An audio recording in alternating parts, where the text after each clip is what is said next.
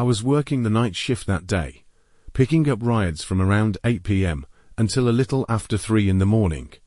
It had rained a bit in LA that night, just enough to make the road slick. The air was biting cold. I was sitting in my car at a red light, heater humming, when a new request popped up on my phone: a one-way trip from West Hollywood to Glendale. I glanced at the address, didn't recognize it, but whatever. I accepted the ride and turned around to head that way. The pickup spot was in front of an old apartment building. A young woman was standing by the curb, wearing a grey trench coat, shivering slightly. I rolled the window down. "You call a ride?" She nodded slowly, her voice barely audible. "Yeah, that was me." She got in the back seat. In the rearview mirror, I saw her sit up straight, hands resting on her knees, completely still. "Want me to turn the heat up?" I asked. She shook her head. "No, thank you." I pulled away from the curb and got on the freeway. The rain was still coming down, just enough to smear the reflections of the streetlights across the wet pavement. I kept the speed low. The car was silent, the kind that starts to feel heavy after a few minutes. Trying to ease the mood, I asked, "You live out that way?" She paused before answering. "I'm going to see my sister." "At this hour?" I chuckled. "Hope she doesn't get mad at you showing up so late." She didn't laugh. Just whispered, "I haven't seen her in a long time." Something about the way she said it made my skin prickle. I decided not to push the conversation further. We drove in silence for a while. Then she spoke again. "Driver, can you take a left up ahead? That little road." I checked the GPS. It didn't show any left turns coming up. "You sure? It's not on the map." "I remember the way." "This is faster," she said, her voice a little louder this time. I hesitated, then flicked the turn signal and followed her directions. The street she pointed to was a narrow residential road lined with old, run-down houses. The streetlights were weak and flickering, barely lighting the way. Everything looked like it belonged to another time. "After a few more minutes," she said, "turn right up there." That's it. I did. It led into a cul-de-sac. There's no way out here," I said, glancing over my shoulder. "Are you sure this is?" The back seat was empty. I froze. Every part of me went still, except for my heart, which was slamming so hard I could barely hear the rain anymore. I looked around. The street was silent. The rain pattered softly on the windshield. Not a single soul in sight. I picked up my phone and checked the app. The ride was marked complete. The pickup address was correct. But the passenger info was blank. No name. No profile picture. I backed out slowly and drove straight back to the main road, gripping the wheel like it was the only thing holding me together. I didn't dare glance at the rearview mirror. Just as I got near the freeway entrance again, my phone buzzed. A new ride request. Pickup location. That same dead-end street. I turned the phone off, pulled over. Sat there, breathing in and out, trying to calm down. Eventually, I started the car and drove straight home. I drive trucks at night across Nevada, usually solo hauls. That night, I was heading from Las Vegas up to Reno. Around 2 a.m. I entered the desert stretch. The only sounds were the low hum of the engine and the static-laced drone of the radio. It was cold and dry. The landscape ahead was swallowed in darkness, broken only by the beam of my headlights sweeping across the road.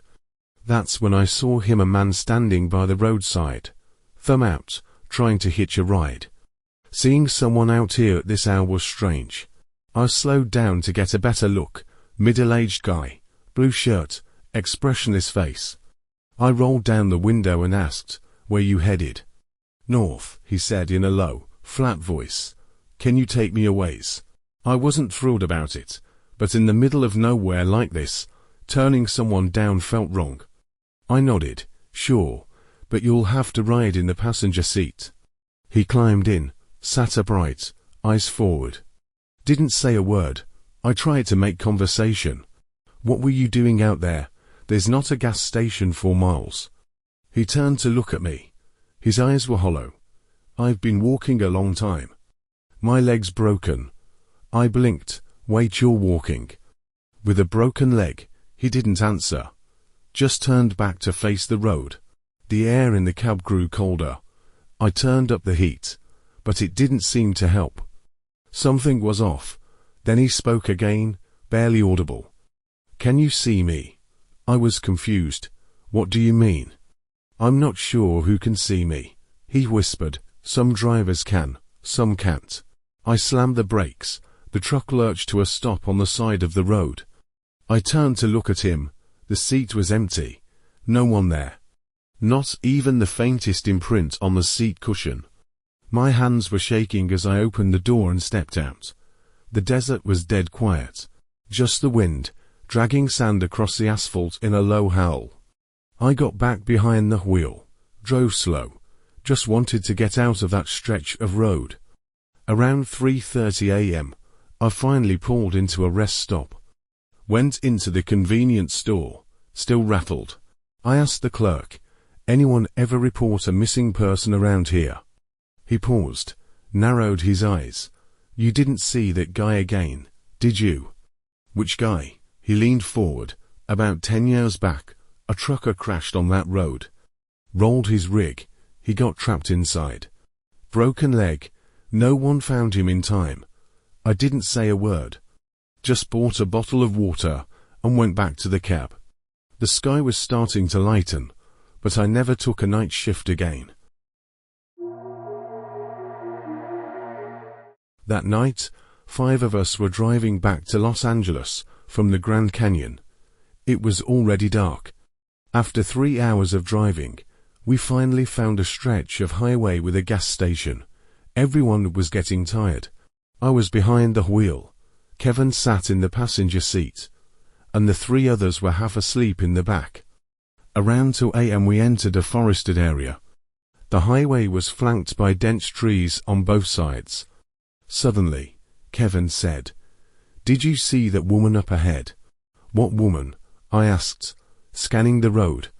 All I could see was the beam of headlights on asphalt.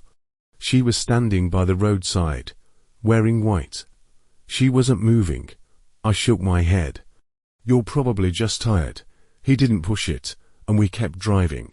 After a while, I noticed something odd. The GPS started glitching.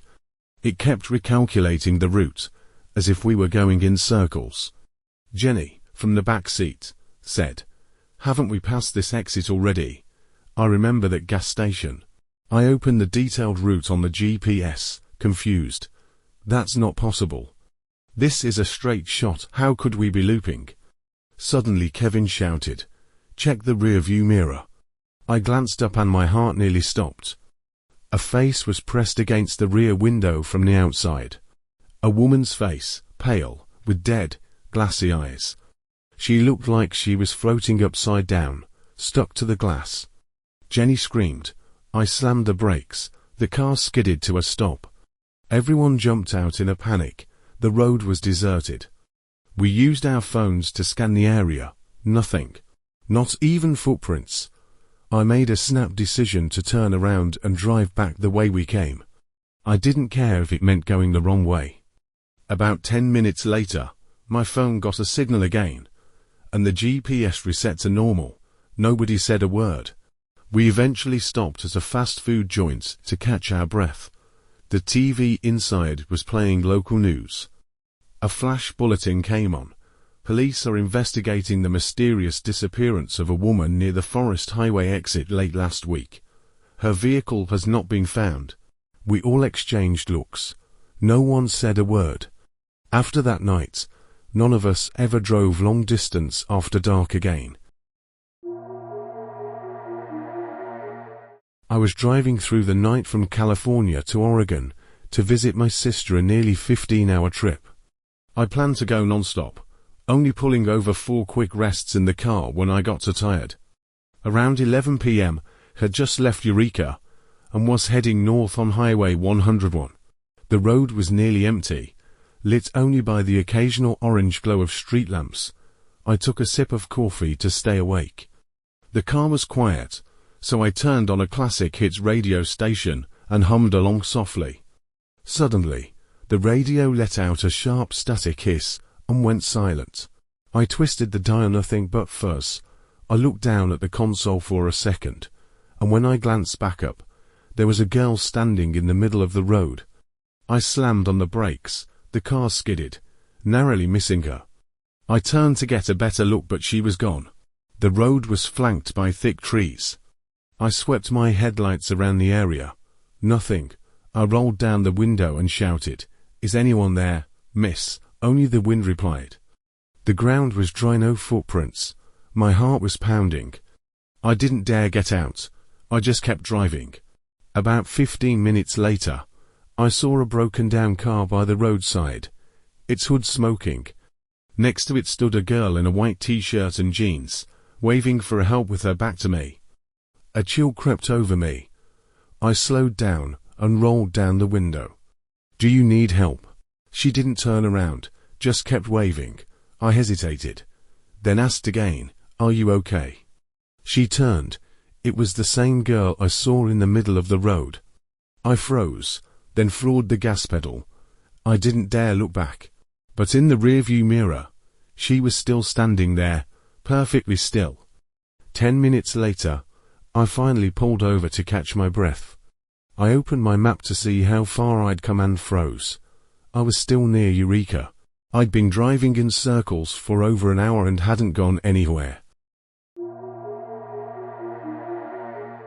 That night, I was driving from Salt Lake City to Denver. A stretch of the highway was closed for construction, so I was forced to take an exit. My GPS rerouted me onto a desolate state road. It was 1 a.m. The landscape around me was nothing but open fields and distant mountains, no streetlights, no other cars. The further I drove, the more uneasy I felt. My gas tank was nearly empty. I considered turning back when I spotted a faint light ahead. As I got closer, I saw it was an old gas station, paint peeling off the walls, a flickering neon sign, barely holding on. I pulled in and walked inside. The store was silent.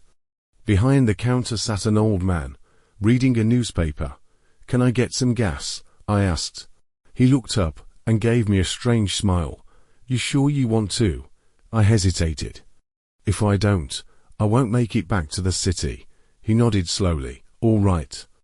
Pump number 3. I pulled out my credit card. "No cards here," he said. "Cash only." I handed him a 20 and went back out to pump the gas. As I was filling the tank, I heard a sharp cry from behind the station, a woman's scream, full of pain. I froze, looked around. Nothing. Then it came again, closer, right by my ear. I spun around. No one was there. I finished fueling and hurried back to the car. The old man was now standing at the door, watching me. He called out, "They like ones like you. The quiet ones who don't ask questions." My whole body went cold. I didn't respond, just got in and drove off as fast as I could. An hour later, I made it back to the main highway and saw a brightly lit gas station. I pulled over to double-check everything. Inside, the clerk looked surprised and asked, "This road's dead after midnight. Where'd you come from?" I said, "Just past a gas station a few miles back." There was a guy still working. His expression changed. "There's no gas station out there. That place burned down 20 years ago. No one made it out alive."